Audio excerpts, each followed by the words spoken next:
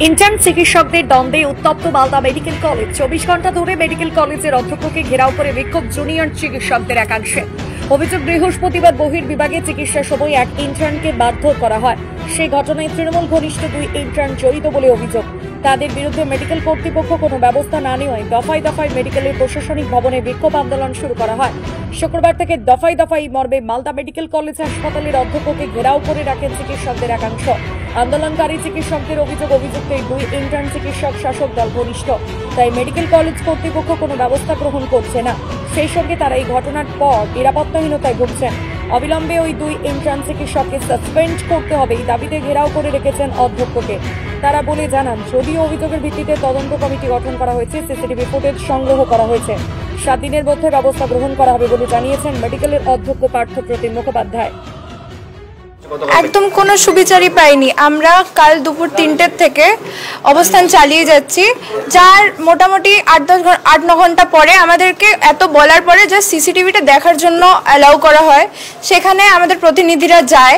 দেখে স্পষ্ট দেখা যায় যে আমাদের যারা অভিযুক্ত নবদ্বীপ শীল আর ময়ূরাক্ষী ঘোষ, তাদেরকে দেখা যায়। আর নবদ্বীপ শীল, যিনি যার ইন্টার্ন ডাক্তারের উপরে যে হামলা করছেন বা ধাক্কা দিচ্ছেন, তার কলার ধরে টেনে একটা রুমের মধ্যে নিয়ে যাচ্ছেন, দরজা লাগাচ্ছেন, সব স্পষ্ট দেখা যায়। সব কিছু প্রমাণ হাতের সামনে থাকার সত্ত্বেও কোনো এখন অবধি অ্যাকশন নেওয়া হয়নি। তাদেরকে ডাকা হয়েছিল, তারা ভিতরে ছিল, কিন্তু তাদের এগেনস্টে কোনো অ্যাকশন নেওয়া হয়নি। আমরা এখনো অবধি কোনো শাস্তি পাইনি, মানে তাদের বিরুদ্ধে কোনো একটা ডিসিপ্লিনারি অ্যাকশন এখনো অবধি নেওয়া হয়নি। আমরা ততক্ষণ বিক্ষোভ করব, ততক্ষণ প্রতিবাদ করব, যতক্ষণ না একটা দৃষ্টান্তমূলক শাস্তি তারা পাচ্ছে। বছর আরজিকর কাণ্ডের মাধ্যমে আপনারা সকলেই অবগত আছেন যে গত কয়েক বছর ধরে বাংলার প্রত্যেকটা মেডিকেল কলেজে থ্রেট কালচার বলে একটি বস্তু চলছে। শাসক দলের প্রত্যক্ষ মদতে প্রত্যেকটা মেডিকেল কলেজে এমন একটি অগণতান্ত্রিক পরিবেশ সৃষ্টি হয়েছে, যেখানে ডাক্তারি ছাত্র বেশে কিছু গুন্ডা জঙ্গলের রাজত্ব কায়েম করে চলেছে। সেই জঙ্গলের রাজত্ব কায়েম করার ফলে, সেই পরিবেশ সৃষ্টি হওয়ার ফলে তারই অনিবার্য বহিঃপ্রকাশ এই ঘটনা, একটা অন ডিউটি ইন্টার্নকে মারধর করার ঘটনা।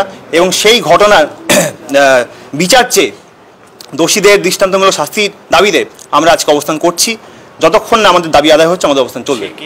অভিযোগের ভিত্তিতে আমি প্রথমে আলোচনা করি এবং যাদের বিরুদ্ধে অভিযোগ তাদেরকে ডেকে একটা স্টেটমেন্ট নেওয়ার জন্য ডেকেছিলাম প্রাথমিকভাবে, এবং ডাকার পর তারপর তারা আসে। এখানে আসার পর এরাও ছিল, যারা অভিযোগকারী তারাও ছিল। তারাও অভিযোগ কিন্তু কাউন্টার অভিযোগ হয়েছে, অভিযোগ এবং প্রত্যেকটা অভিযোগ এবং তারাও মানে দুটো একটা প্রতি অভিযোগ, একটা অ্যালিগেশন কাউন্টার অ্যালিগেশন, দুপক্ষই কমপ্লেন করেছে, দুপক্ষই মেল করেছে আমাকে।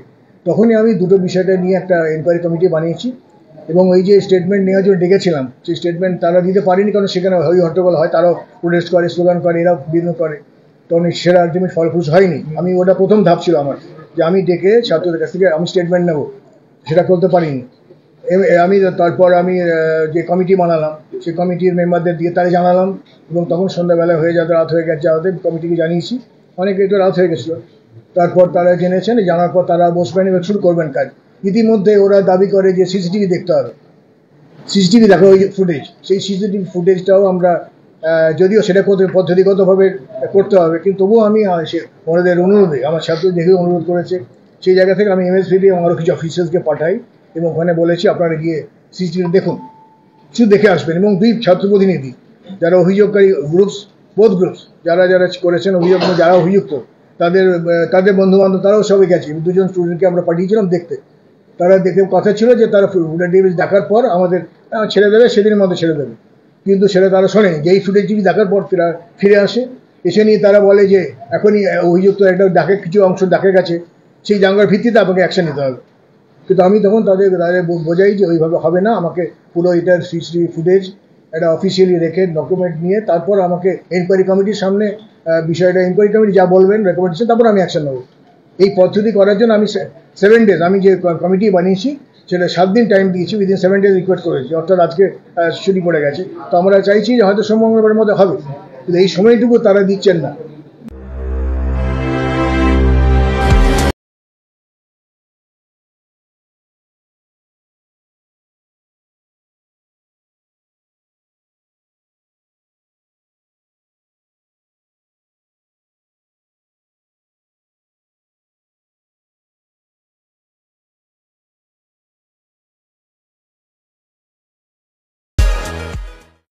নর্থ বেঙ্গলের সেরা সুপার স্পেশালিটি হাসপাতাল জীবন রেখা। অভিজ্ঞ ডাক্তার, আধুনিক lab, 24/7 emergency services, neurology, cardiology, orthopaedics, gastro, দন্ত ও চোখের চিকিৎসা একসাথে, আইসিইউ, এনআইসিইউ এবং NABL অ্যাক্রেডিটেড প্যাথোলজি ল্যাব। জীবন রেখা হসপিটাল। আপনার জরুরি মুহূর্তে অ্যাম্বুলেন্স পৌঁছবে ঠিক সময়ে। কল করুন 83730 66655।